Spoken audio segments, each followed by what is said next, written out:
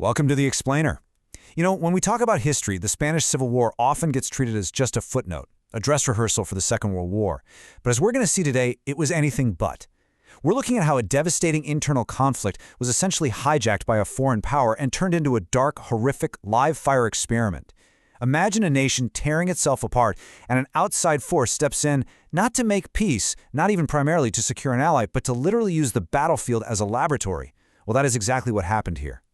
To really grasp the sheer scale of what this testing ground meant, we actually need to drop right into April 1937.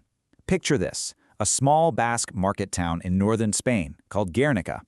It had no real military significance whatsoever, but German aircraft flew over this town, and for over 3 hours, they just unleashed absolute hell. Buildings collapsed into total rubble. Civilians fleeing into the streets were mercilessly strafed by low-flying fighters. When the dust finally settled, the world was utterly shocked. But here's the terrifying thing. This wasn't an accident. It was a calculated, deliberate experiment to see exactly what modern air power could do to human beings and urban centers. And while the rest of the world looked on in pure horror, it even inspired Pablo Picasso's famous masterpiece, capturing the sheer agony of the event, the German military reaction was chillingly clinical. Just look at their notes. They calmly observed that concentrated bombing produced, quote, panic, fire, and destruction out of proportion to the number of bombs dropped. They actually jotted down how combining incendiary bombs with high explosives maximized the damage. It is a macabre, frankly terrifying look into the minds of military planners who were basically just taking notes in a classroom. Section 1. Operation Magic Fire. So how did this massive laboratory even open up? Let's rewind a bit to July 1936. General Francisco Franco had just risen in rebellion against the left-wing Popular Front government. But there was a massive catch. His best, battle-hardened troops, the Army of Africa, were completely stranded in Morocco. The Republican Navy controlled the waters, so Franco couldn't get his best men to the Spanish mainland. Desperate, he pleaded for help. And look how incredibly fast the geopolitical landscape shifted here. The Popular Front wins the election in February.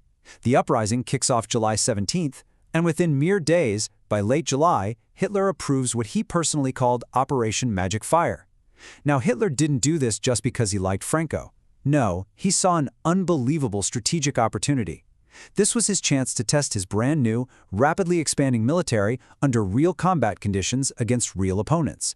Almost immediately, the first German aircraft and personnel were deployed. Section 2. The Condor Legion's Classroom. Germany didn't just send over a few crates of weapons, though. They sent a comprehensive, highly specialized force of up to 6,000 men. We're talking fighter pilots, bomber crews, tank operators, anti-aircraft gunners, signal specialists, the whole shebang. Spain practically became the Condor Legion's classroom. But here's the really ingenious part.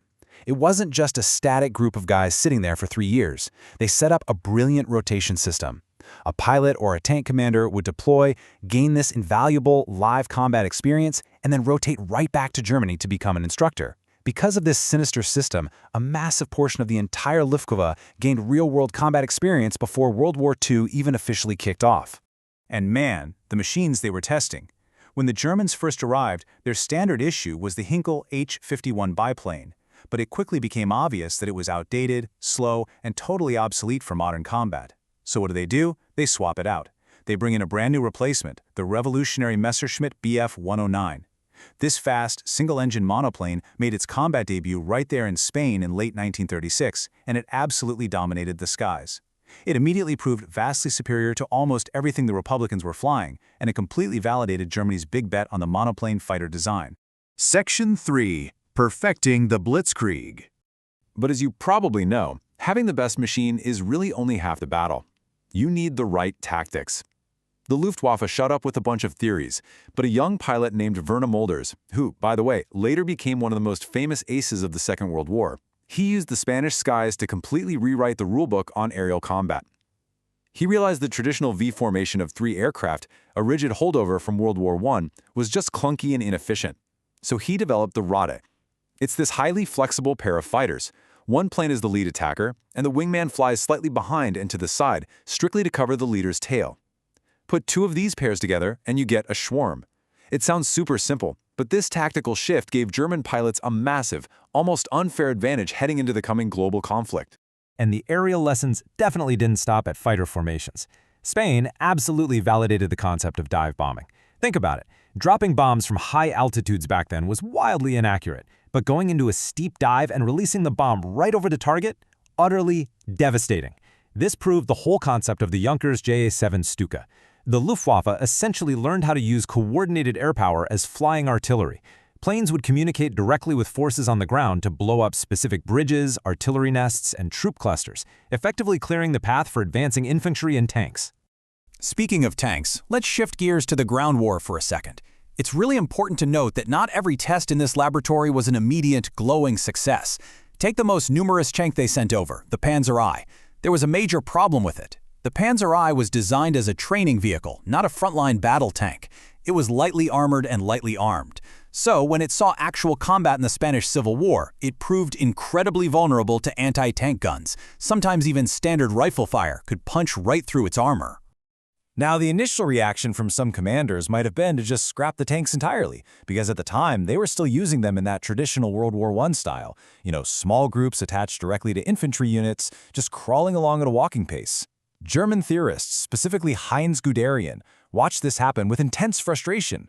But the lesson they drew wasn't that tanks were useless, not at all. The lesson was that tanks used incorrectly, spread out in small penny-packet groups without any concentrated mass, were totally ineffective. The hardware wasn't the main failure here, the doctrine was. Because that slow, scattered World War I doctrine failed so miserably in Spain, the Germans realized they needed a completely new approach. They needed large, highly concentrated armored formations moving fast, completely integrated with that flying artillery, close air support we just talked about. Basically, Spain proved exactly what happens when you don't use massed, coordinated armor. And in doing so, it perfectly validated the theory of blitzkrieg, well before it was ever unleashed on the rest of Europe. Section 4. The warning ignored. By early 1939, the exhausted Spanish Republic was collapsing. They were short on supplies, internally fractured, and simply overwhelmed by Franco's nationalists, who, let's remember, were entirely propped up by German and Italian expertise. The testing ground was finally closing its doors. And as we look at this, we can never, ever lose sight of the staggering human cost. We're talking between 500,000 and 1 million people dead. People dying in combat, in executions, from disease and from starvation, all while foreign powers simply stood back and took notes. So what is the ultimate takeaway from this explainer? Just look at the terrifying advantage Germany possessed when the Spanish Civil War ended. The Wehrmacht now had a massive cadre of real combat veterans. Their fighter tactics were completely refined in a low-stakes environment. Their close air support doctrine was locked in. And their tank deployment weaknesses? Identified and fixed. Now compare that to the Soviet Union. They also sent troops to Spain and gained experience. But their paranoid leader, Joseph Stalin, decided to purge, arrest, and execute his own veteran officers right after they got back. So Germany kept their lessons. The Soviets buried theirs. Which brings us to the terrifying timeline of what happened next. April 1937 gives us the horrific experiment of Guernica. By March 1939, the Spanish Civil War ends, cementing an entire generation of seasoned Wehrmacht veterans.